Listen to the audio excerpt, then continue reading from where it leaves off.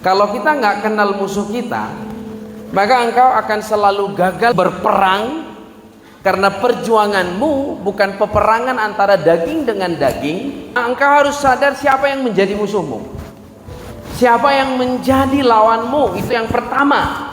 Kalau kau nggak tahu siapa menjadi lawanmu, berarti semua yang ada di hadapanmu akan kamu perangi.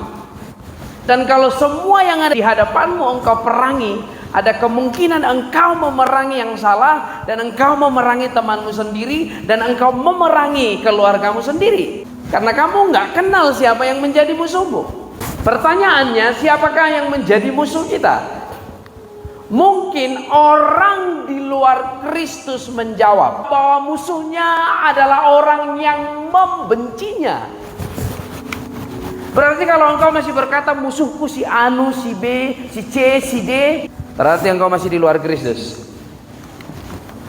Karena musuh yang sesungguhnya bukan orang yang membencimu. Musuh yang sesungguhnya bukan orang yang menyakitimu. Orang yang di luar Kristus mungkin menjawab bahwa musuhnya adalah orang yang telah menindas dan menjadikan dia hidup susah. Orang di luar Kristus akan berkata, orang yang memfitnah, orang yang menyakiti, orang yang menipu, orang yang merusak bisnisnya, orang yang merusak dagangannya, orang yang merusak jualannya, orang yang merusak hatinya yang tadinya bahagia menjadi tidak bahagia. Kalau engkau masih berkata itulah musuhmu, engkau masih di luar Kristus. Engkau belum pengikut Yesus. Karena pengikut Yesus sama dengan Yesus. Pengikut Yesus mengerjakan apa yang Yesus kerjakan. Apa yang Yesus kerjakan? Mengasihi.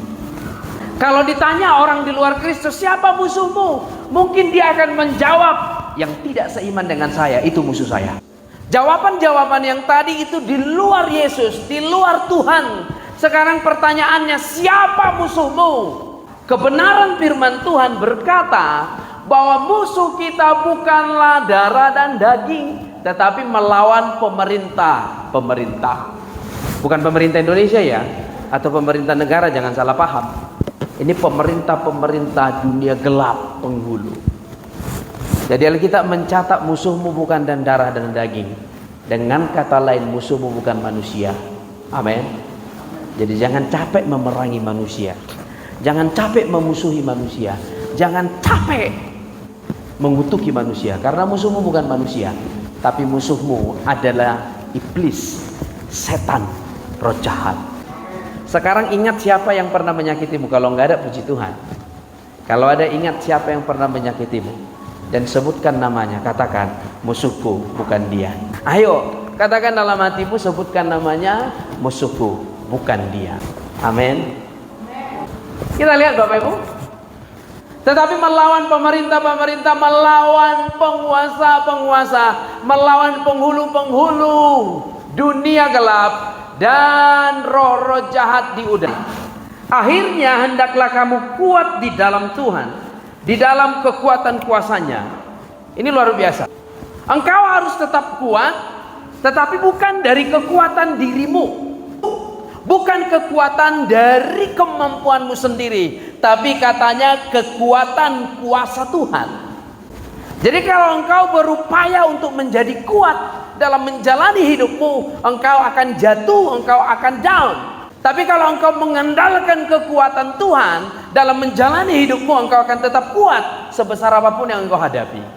Bapak Ibu Saudara, kalau engkau naik pesawat, di bawah ada badai, berada pas di hadapan pesawat, maka pilotnya akan minta naik ke atas, minta izin supaya pesawat naik ke atas, meninggalkan badai yang ada di bawah.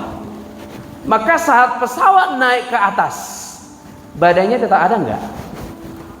Tetap ada. Tapi apakah badai itu berdampak kepada pesawat itu? Tidak, karena dia terbang lebih tinggi. Begitulah kalau engkau mengandalkan kuasa Tuhan, hidupmu mungkin akan terus melihat ada masalah, tetapi engkau akan naik ke level yang lebih tinggi dan masalah ada di bawahmu. Dan masalah tetap ada, tetapi tidak akan mempengaruhi hidupmu. Amin. Saudaraku, Engkau akan kuat kalau engkau mengandalkan kekuatan kuasa Tuhan.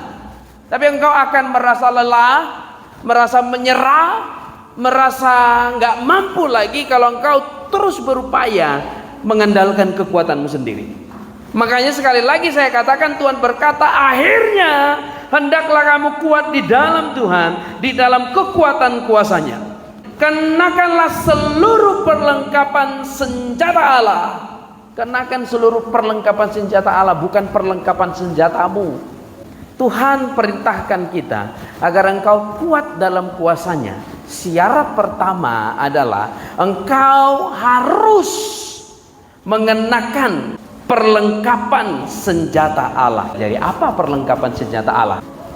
Kenakanlah seluruh perlengkapan senjata Allah supaya kamu dapat sama-sama bertahan melawan tipu muslihat iblis. Alkitab mencatat supaya engkau bertahan melawan apa? Bukan melawan kekuatan iblis, tapi melawan tipu. Bukan kekuatan iblis. Kenapa? Karena iblis sudah dikalahkan di kayu salib. Dia nggak punya power lagi.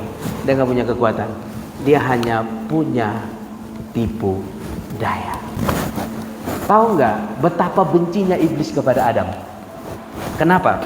Karena iblis dibuang dari surga, Adam diistimewakan. Bukankah iblis bisa langsung bunuh dia? Saking bencinya. Tapi iblis hanya bisa menipu dia, memutarbalikkan firman Tuhan. Dia berkata, bukankah ada tertulis semua pohon ini tidak boleh kamu makan? Hawa ketipu. Dia berkata, enggak, semua boleh kami makan kecuali pohon yang di tengah itu. Terus kenapa kamu nggak makan, kata iblis? Kalau kami makan nanti kami mati. Oh, kata iblis, enggak, kamu nggak mati. Kamu sama dengan Allah. Langsung pikirannya cemerlang, sama dengan Allah. Iblis mewariskan keinginan hatinya. Tahu nggak keinginan hati iblis? Ingin sama seperti Allah. Maka iblis mewariskan keinginan hatinya kepada manusia, ingin sama dengan Allah. Jadi kalau engkau ingin meninggikan dirimu, engkau sedang mewariskan karakter iblis dalam dirimu. Jadi setiap orang yang telah dikuasai iblis, maka akan mengasihi dunia. Hai kamu orang-orang yang tidak setia, tidakkah kamu tahu bahwa persahabatan dengan dunia adalah permusuhan dengan Allah? Jadi barang siapa hendak menjadi sahabat dunia ini, ia menjadikan dirinya musuh Allah. Ayo selidiki dirimu, Bapak Ibu. Apakah engkau terlalu cinta dengan dunia ini? Apakah engkau terlalu sayang dengan dunia ini? Kalau engkau masih ada, ayo minta Tuhan membersihkannya. Tuhan kikis, Tuhan, sekalipun sakit. Ya, kalau ada duri di tangan, kalau kita biarkan lebih sakit, dicongkel juga sakit.